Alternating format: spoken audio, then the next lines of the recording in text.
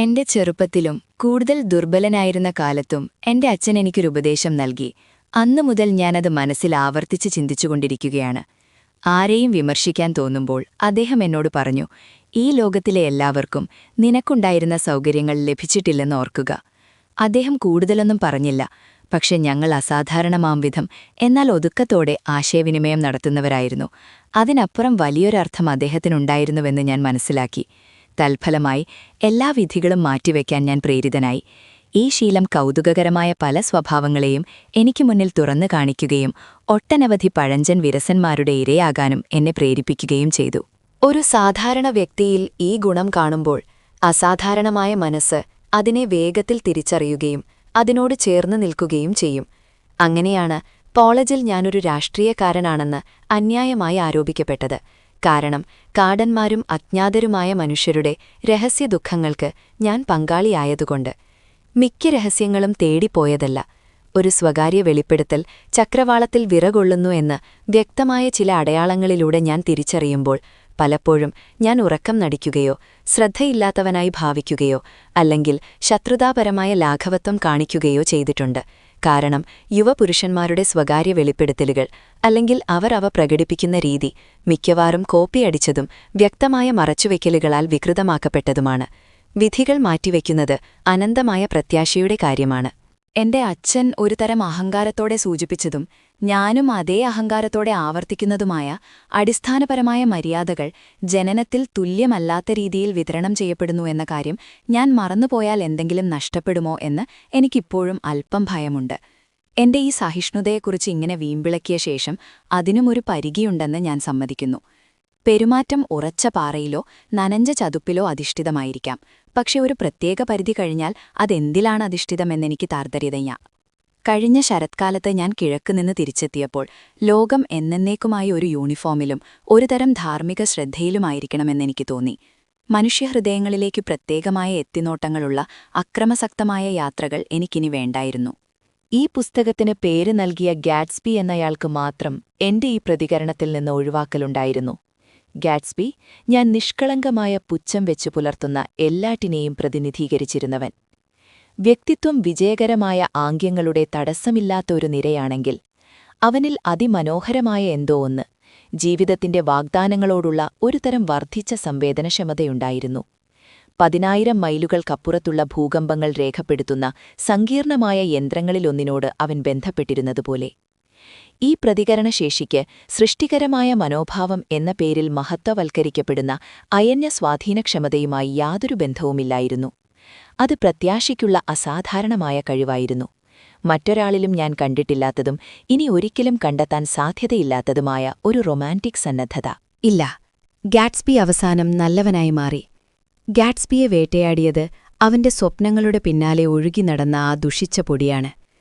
അത് മനുഷ്യരുടെ പരാജയപ്പെട്ട ദുഃഖങ്ങളിലും ഹ്രസ്വമായ ആഹ്ലാദങ്ങളിലും എന്റെ താൽപര്യം താൽക്കാലികമായി ഇല്ലാതാക്കി. എന്റെ കുടുംബം ഈ മധ്യപടിഞ്ഞാറൽ നഗരത്തിൽ 3 തലമുറകളായി പ്രമുഖരും സമ്പന്നരുമായ ആളുകളാണ്. കാരവേകൾ ഒരുതരം കുടുംബം പോലെയാണ്. ഞങ്ങൾ ബുക്ലൂച്ചിന്റെ ഡ്യൂക്കുകളുടെ പിൻഗാമികളാണെന്ന് ഒരു പാൽമ്പയുമ്പൻ. പക്ഷേ എന്റെ വംശത്തിന്റെ യഥാർത്ഥ സ്ഥാപകൻ എന്റെ മുത്തച്ഛന്റെ സഹോദരനായിരുന്നു. അദ്ദേഹം 51 ഇവിടെ എത്തി. ആഭ്യന്തര യുദ്ധത്തിനൊരു പകരക്കാരനെ അയച്ചു. എന്റെ അച്ഛൻ ഇന്ന് നടത്തുന്ന മൊത്തവ്യാപാര ഹാർഡ്വെയർ ബിസിനസ് ആരംഭിച്ചു. ഈ വലിയ അമ്മാവനെ ഞാൻ ഒരിക്കലും കണ്ടിട്ടില്ല, പക്ഷേ ഞാൻ അദ്ദേഹത്തെപ്പോലെയാണെന്ന് പറയപ്പെടുന്നു. പ്രത്യേകിച്ച് അച്ഛന്റെ ഓഫീസിൽ തൂക്കിയിട്ടിരിക്കുന്ന ആ പരുക്കൻ സ്വഭാവമുള്ള ചിത്രത്തെക്കുറിച്ച് പറയുമ്പോൾ. എന്റെ അച്ഛന് 1/4 നൂറ്റാണ്ടിനു ശേഷം 1915 ഞാൻ ന്യൂ ഹേവനിൽ നിന്ന് ബിരുദം നേടി. അല്പം കഴിഞ്ഞ് മഹായുദ്ധം എന്നറിയപ്പെടുന്ന ആ വൈകിയ ട്യൂട്ടോണിക് കുടിയേറ്റത്തിൽ ഞാൻ പങ്കെടുത്തു.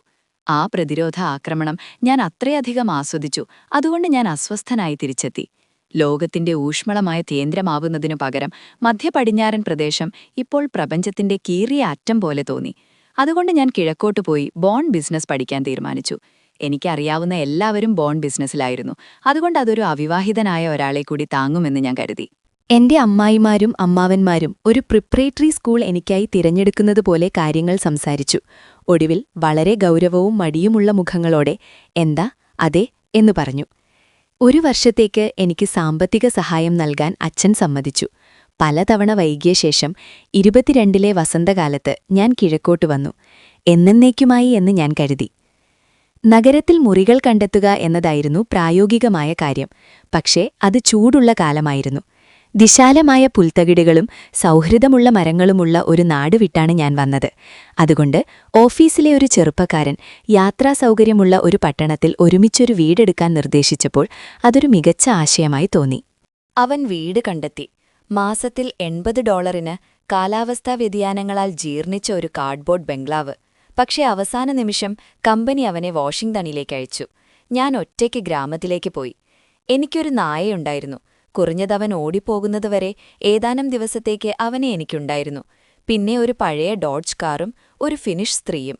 അവൾ എന്റെ കിടക്ക ശരിയാക്കുകയും പ്രഭാതഭക്ഷണം പാചകം ചെയ്യുകയും ഇലക്ട്രിക് സ്റ്റൗവിനു മുകളിൽ ഫിനിഷ് ജ്ഞാനം സ്വയം പിറുപിറുക്കുകയും ചെയ്തു.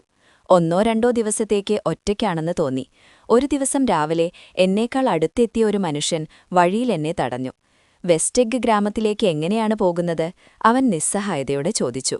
ഞാൻ അവനോട് പറഞ്ഞു, ഞാൻ നടന്നു പോകുമ്പോൾ എനിക്ക് പിന്നെ ഒറ്റയ്ക്കാണെന്ന് തോന്നിയില്ല. ഞാനൊരു വഴികാട്ടി, ഒരു ആദ്യകാല കുടിയേറ്റക്കാരൻ. അയൽപ്പക്കത്തിന്റെ സ്വാതന്ത്ര്യം അവൻ അലസമായി എനിക്ക് നൽകി. അങ്ങനെ സൂര്യപ്രകാശവും മരങ്ങളിൽ ഇലകൾ പൊട്ടിവിരിയുന്നതും ഫാസ്റ്റ് മോഷൻ സിനിമകളിൽ കാര്യങ്ങൾ വളരുന്നതുപോലെ വേനൽക്കാലത്തോടെ ജീവിതം വീണ്ടും ആരംഭിക്കുകയാണെന്ന പരിചിതമായ ബോധ്യം എനിക്കുണ്ടായി. വായിക്കാൻ ഒരുപാട് കാര്യങ്ങളുണ്ടായിരുന്നു. യുവത്വത്തിന്റെ ശ്വാസം നൽകുന്ന വായുവിൽ നിന്ന് വലിച്ചെടുക്കാൻ കഴിയുന്ന നല്ല ആരോഗ്യവും. ഞാൻ ബാങ്കിംഗ്, ക്രെഡിറ്റ്, നിക്ഷേപ സെക്യൂരിറ്റികൾ എന്നിവയെക്കുറിച്ചൊരു ഡസൻ പുസ്തകങ്ങൾ വാങ്ങി. അവ എന്റെ ഷെൽഫിൽ ചുവപ്പും സ്വർണവും നിറങ്ങളിൽ നിന്നു പുതിയതായി അച്ചടിച്ച പണം പോലെ മൈദാസിനും മോർഗനും മേക്കനാസിനും മാത്രമറിയാമായിരുന്ന തിളക്കമുള്ള രഹസ്യങ്ങൾ വെളിപ്പെടുത്താൻ വാഗ്ദാനം ചെയ്തുകൊണ്ട്. കൂടാതെ മറ്റു പല പുസ്തകങ്ങളും വായിക്കാൻ എനിക്ക് വലിയ ഉദ്ദേശ്യമുണ്ടായിരുന്നു. കോളേജിൽ ഞാനൊരു സാഹിത്യവാസനയുള്ളവനായിരുന്നു. ഒരു വർഷം ഞാൻ യെയിൽ ന്യൂസിനു വേണ്ടി വളരെ ഗൗരവമുള്ളതും വ്യക്തവുമായ ഒരു പരമ്പര എഡിറ്റോറിയലുകൾ എഴുതി. ഇപ്പോൾ അത്തരം കാര്യങ്ങളെല്ലാം എന്റെ ജീവിതത്തിലേക്ക് തിരികെ കൊണ്ടുവന്ന് എല്ലാ വിദഗ്ധരിലും ഏറ്റവും പരിമിതനായ, എല്ലാ കാര്യങ്ങളിലും അറിവുള്ള മനുഷ്യനായി വീണ്ടും മാറാൻ ഞാൻ പോകുകയായിരുന്നു. ഇതൊരു സൂത്രവാക്യം മാത്രമല്ല. എന്തായാലും ജീവിതത്തെ ഒരൊറ്റ ജനലിലൂടെ നോക്കുന്നതാണ് കൂടുതൽ വിജയകരം. വടക്കേ അമേരിക്കയിലെ ഏറ്റവും വിചിത്രമായ സമൂഹങ്ങളിലൊന്നിൽ ഞാനൊരു വീട് വാടകയ്ക്കെടുത്തത് യാദൃശ്ചികമായിരുന്നു. ന്യൂയോർക്കിന്റെ കിഴക്കുഭാഗത്തേക്ക് നീണ്ടുകിടക്കുന്ന നേർത്തതും പ്രക്ഷുബ്ധവുമായ ഒരു ദ്വീപിലായിരുന്നു അത്. അവിടെ മറ്റു പ്രകൃതിപരമായ കൗതുകങ്ങൾക്കൊപ്പം അസാധാരണമായ 2 ഭൂപ്രകൃതികളുണ്ട്. നഗരത്തിൽ നിന്ന് 20 മൈൽ അകലെ, രൂപത്തിൽ സമാനവും ഒരു സൗഹൃദ ഉൾക്കടലിനാൽ മാത്രം വേർതിരിക്കപ്പെട്ടതുമായ 2 വലിയ മുട്ടകൾ പടിഞ്ഞാറൻ അർദ്ധഗോളത്തിലെ ഏറ്റവും മെരുങ്ങിയ ഉപ്പുവെള്ള ശേഖരമായ ലോങ് ഐലൻഡ് സൗണ്ടിന്റെ വലിയ നനഞ്ഞ കളപ്പുരയിലേക്ക് തള്ളി നിൽക്കുന്നു. അവ പൂർണ്ണമായ ഓവലുകളല്ല. കൊളംബസിന്റെ കഥയിലെ മുട്ടയെപ്പോലെ അവ രണ്ടും സമ്പർക്കാറ്റത്ത് പരന്നതാണ്. എന്നാൽ അവയുടെ ശാരീരിക സാമ്യം മുകളിലൂടെ പറക്കുന്ന കടൽക്കാക്കകൾക്ക് ശാശ്വതമായ അത്ഭുതത്തിന്റെ ഉറവിടമായിരിക്കണം. ചിറകില്ലാത്തവർക്ക് രൂപത്തിലും വലുപ്പത്തിലും ഒഴികെ എല്ലാ കാര്യങ്ങളിലുമുള്ള അവയുടെ വ്യത്യാസമാണ് കൂടുതൽ രസകരമായ പ്രതിഭാസം. ഞാൻ വെസ്റ്റെഗിലാണ് താമസിച്ചിരുന്നത്, അതായത് 2 അത്ര ഫാഷനബിൾ അല്ലാത്ത സ്ഥലത്ത്. എന്നിരുന്നാലും അവ തമ്മിലുള്ള വിചിത്രവും അല്പം ഭീകരവുമായ വൈരുദ്ധ്യം പ്രകടിപ്പിക്കാൻ ഇതൊരു ഉപരിപ്ലവമായ ലേബൽ മാത്രമാണ്. എന്റെ വീട് ആ മുട്ടയുടെ അറ്റത്തായിരുന്നു. സൗണ്ടിൽ നിന്ന് 50 യാർഡ് മാത്രം അകലെ. സീസണിന് 12-15 ആയിരം വാടകയ്ക്കെടുക്കുന്ന 2 വലിയ സ്ഥലങ്ങൾക്കിടയിൽ ഞെരുങ്ങി.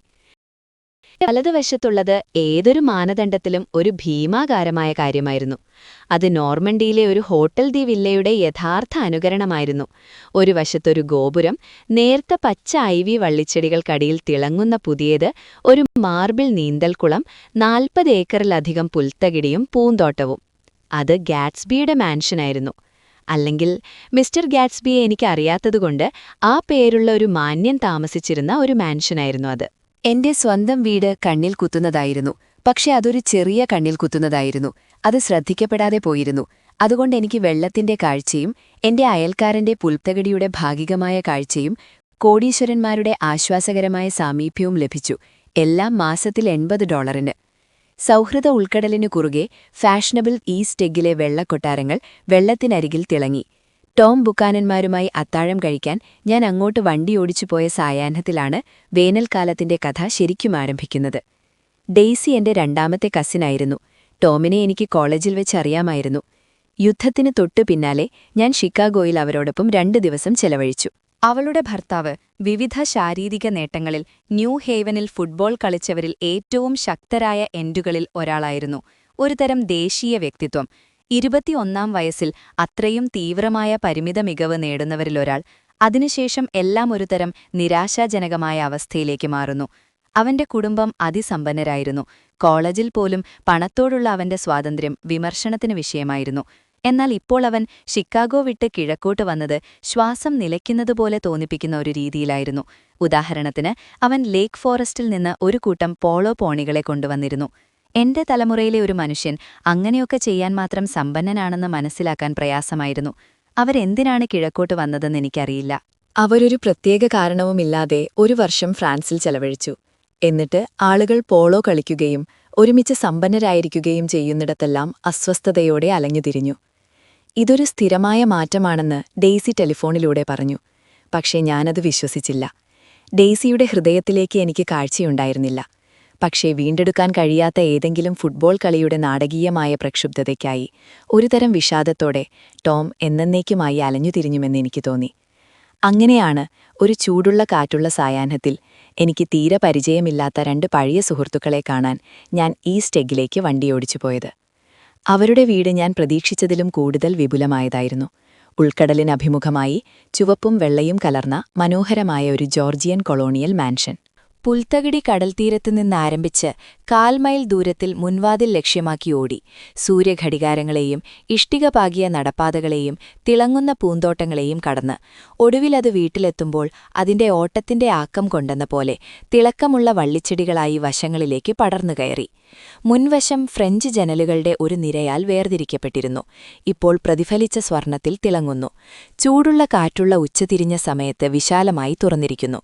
കുതിരസവാരി വസ്ത്രമ ഗൗംബുക്കാനൻ മുൻവശത്തെ പൂമുഖത്ത് കാലുകൾ അകറ്റി നിന്നിരുന്നു. ന്യൂ ഹേവനിലെ അവന്റെ കാലഘട്ടത്തിനുശേഷം അവൻ മാറിയിരുന്നു.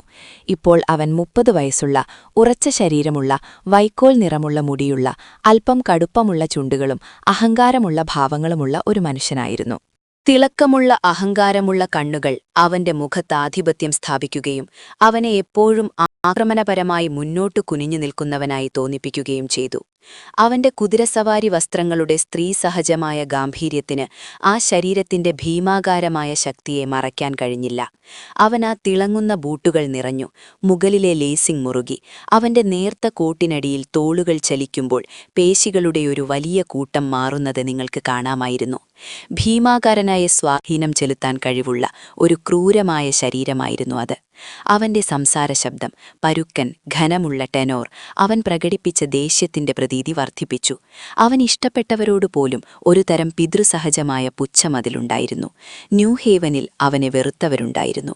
ഇപ്പോൾ ഈ കാര്യങ്ങളിൽ എന്റെ അഭിപ്രായം അന്തിമമാണെന്ന് കരുതരുത്. അവൻ പറയുന്നതുപോലെ തോന്നി.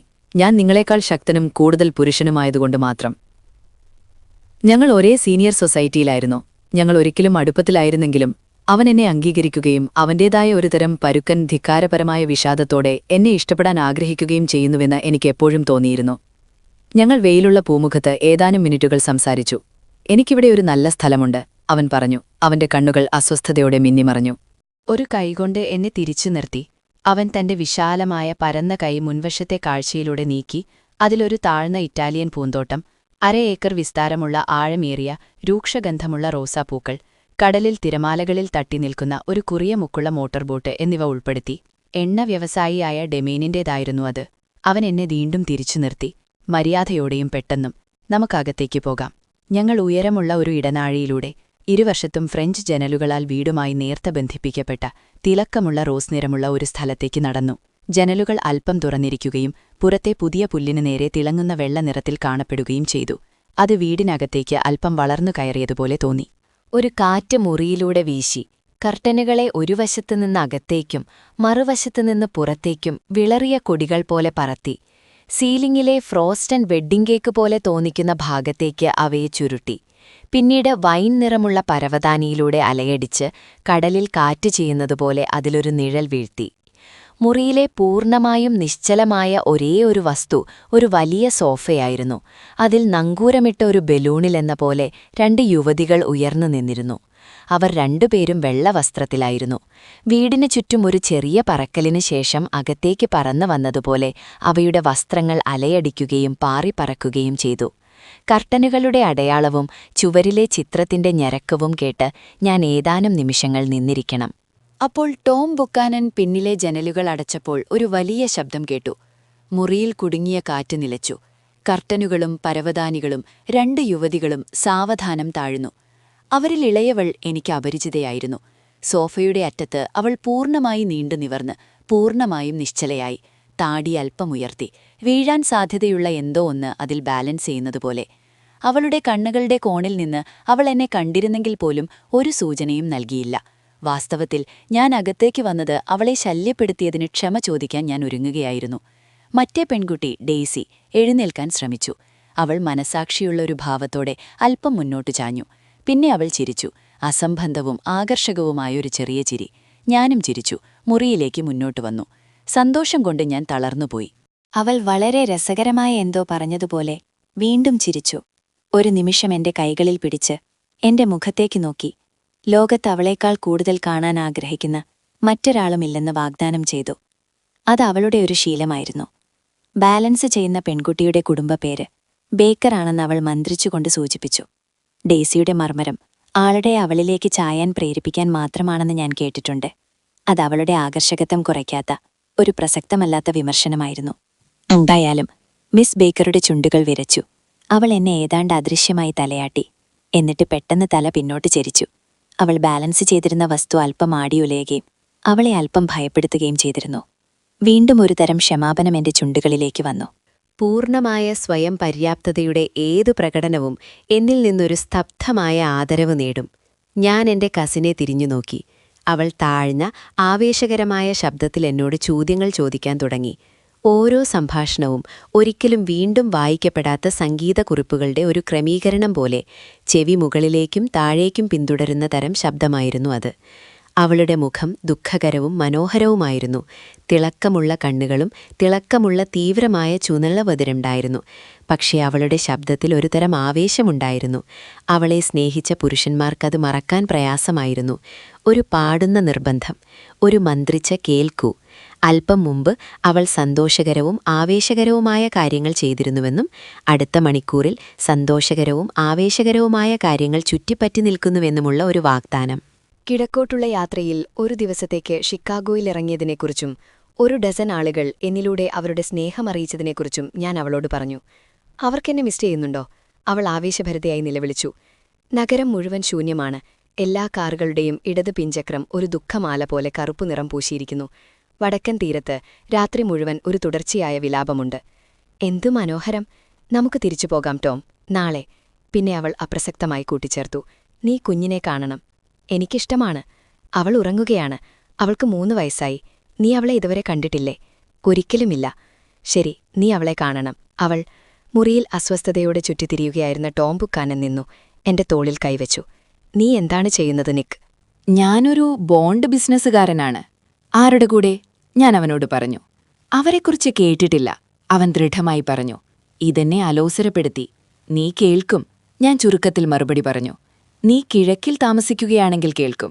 ഓ, ഞാൻ കിഴക്കിൽ താമസിക്കും, നീ വിഷമിക്കേണ്ട, അവൻ ഡെയ്സിയെയും പിന്നെ എന്നെയും നോക്കിക്കൊണ്ടു പറഞ്ഞു. കൂടുതൽ എന്തോ ശ്രദ്ധിക്കുന്നതുപോലെ. മറ്റെവിടെയെങ്കിലും താമസിക്കുന്നതൊരു ദൈവനിന്ദകനായ വിഡ്ഢിത്തമായിരിക്കും. ഈ സമയത്ത് മിസ് ബേക്കർ പറഞ്ഞു. തീർച്ചയായും. ഞാൻ ഞെട്ടിപ്പോകുന്ന അത്ര പെട്ടെന്നായിരുന്നു അത്. ഞാൻ മുറിയിൽ വന്നതിനുശേഷം അവൾ ഉച്ചരിച്ച ആദ്യ വാക്കായിരുന്നു അത്. അതെന്നെ അത്ഭുതപ്പെടുത്തിയതുപോലെ അവളെയും അത്ഭുതപ്പെടുത്തിയെന്ന് വ്യക്തം. കാരണം അവൾ കോട്ടുവായിടുകയും വേഗതയേറിയതും സൂക്ഷ്മവുമായ ചലനങ്ങളോടെ മുറിയിൽ എഴുന്നേൽക്കുകയും ചെയ്തു. എനിക്ക് അനങ്ങാൻ വയ്യ, അവൾ പരാതിപ്പെട്ടു. ഓർമ്മയുള്ള കാലം മുതൽ ഞാൻ ആ സോഫയിൽ കിടക്കുകയായിരുന്നു. എന്നെ നോക്കരുത്, ഡെയ്സി തിരിച്ചടിച്ചു. ഇന്നുച്ചതിരിഞ്ഞ് മുഴുവൻ ഞാൻ നിന്നെ ന്യൂയോർക്കിലേക്ക് കൊണ്ടുപോകാൻ ശ്രമിക്കുകയായിരുന്നു. വേണ്ട നന്ദി. അടുക്കളയിൽ നിന്ന് കൊണ്ടുവന്ന 4 കോക്ടെയിലുകളോട് മിസ് ബേക്കർ പറഞ്ഞു. ഞാൻ പൂർണ്ണമായും പരിശീലനത്തിലാണ്. അവളുടെ ആതിഥേയൻ അവളെ അവിശ്വസനീയതയോടെ നോക്കി. നീയാണോ? ഒരു ഗ്ലാസിന്റെ അടിയിലെ ഒരു തുള്ളി വെള്ളം പോലെ അവൻ തന്റെ പാനീയം കുടിച്ചു. നീ എങ്ങനെയാണ് കാര്യങ്ങൾ ചെയ്യുന്നതെന്നത് എനിക്ക് മനസ്സിലാക്കാൻ കഴിയുന്നതിലും അപ്പുറമാണ്. മിസ് ബേക്കർ ചെയ്തതെന്താണെന്നാലോചിച്ച് ഞാൻ അവളെ നോക്കി. അവളെ നോക്കുന്നത് ഞാൻ ആസ്വദിച്ചു. അവൾ മെലിഞ്ഞ ചെറിയ സ്തനങ്ങളുള്ള ഒരു പെൺകുട്ടിയായിരുന്നു. നേരായ നിൽപ്പ്, ഒരു യുവ കേഡറ്റിനെ പോലെ തോളുകൾ പിന്നോട്ടു വലിച്ചുകൊണ്ട് അവളതെടുത്തു കാണിച്ചു.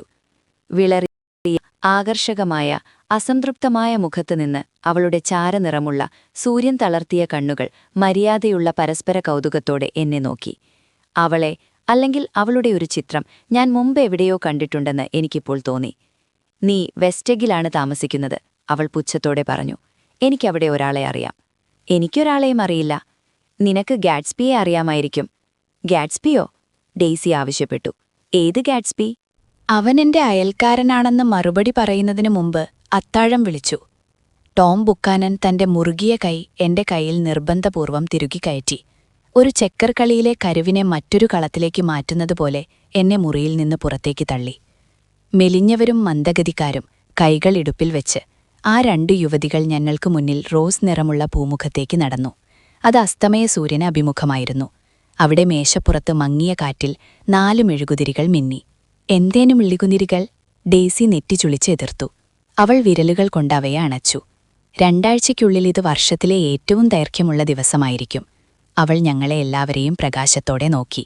നിങ്ങളെപ്പോഴും വർഷത്തിലെ ഏറ്റവും ദൈർഘ്യമുള്ള ദിവസത്തിനായി കാത്തിരിക്കുകയും എന്നിട്ടത് നഷ്ടപ്പെടുത്തുകയും ചെയ്യാറുണ്ടോ? ഞാൻ എപ്പോഴും വർഷത്തിലെ ഏറ്റവും ദൈർഘ്യമുള്ള ദിവസത്തിനായി കാത്തിരിക്കുകയും എന്നിട്ടത് നഷ്ടപ്പെടുത്തുകയും ചെയ്യാറുണ്ട്. നമ്മൾ എന്തെങ്കിലും പ്ലാൻ ചെയ്യണം. മിസ് ബേക്കർ കോട്ടുവായിട്ടു കിടക്കാൻ പോകുന്നതുപോലെ മേശപ്പുറത്തിരുന്നു. ശരി, ഡെയ്സി പറഞ്ഞു. നമ്മൾ എന്താണ് പ്ലാൻ ചെയ്യേണ്ടത്? അവൾ നിസ്സഹായതയോടെ എന്റെ നേരെ തിരിഞ്ഞു. ആളുകൾ എന്താണ് പ്ലാൻ ചെയ്യുന്നത്? എനിക്ക് മറുപടി പറയുന്നതിനു മുമ്പ് അവളുടെ കണ്ണുകൾ ഭയഭക്തിയോടെ അവളുടെ ചുരുവിരലിൽ ഉറപ്പിച്ചു. നോക്കൂ, അവൾ പരാതിപ്പെട്ടു. എനിക്കത് വേദനിച്ചു. ഞങ്ങളെല്ലാവരും നോക്കി. വിരലിന്റെ സന്ധി കറുത്തും നീലിച്ചുമിരുന്നു. നീയാണിത് ചെയ്തത്, ടോം, അവൾ കുറ്റപ്പെടുത്തിക്കൊണ്ട് പറഞ്ഞു. നീ മനഃപൂർവ്വം ചെയ്തതല്ലെന്നെനിക്കറിയാം. പക്ഷേ നീയാണിത് ചെയ്തത്. ഒരു മൃഗതുല്യനായ മനുഷ്യനെ, വലിയ ഭീമാകാരനായ ഒരു ശാരീരിക മാതൃകയായ ഒരു ആ ഭീമാകാരൻ എന്ന വാക്കെനിക്ക് വെറുപ്പാണ്. ടോം ദേഷ്യത്തോടെ എതിർത്തു. തമാശ പറയുമ്പോൾ പോലും. ഭീമാകാരൻ, ഡെയ്സി നിർബന്ധിച്ചു. ചിലപ്പോൾ അവളും മിസ് ബേക്കറും ഒരേ സമയം സംസാരിച്ചു, ശ്രദ്ധിക്കപ്പെടാതെയും തമാശ കലർന്ന അപ്രസക്തമായ രീതിയിലും. അതൊരിക്കലും വെറും സംസാരമായിരുന്നില്ല.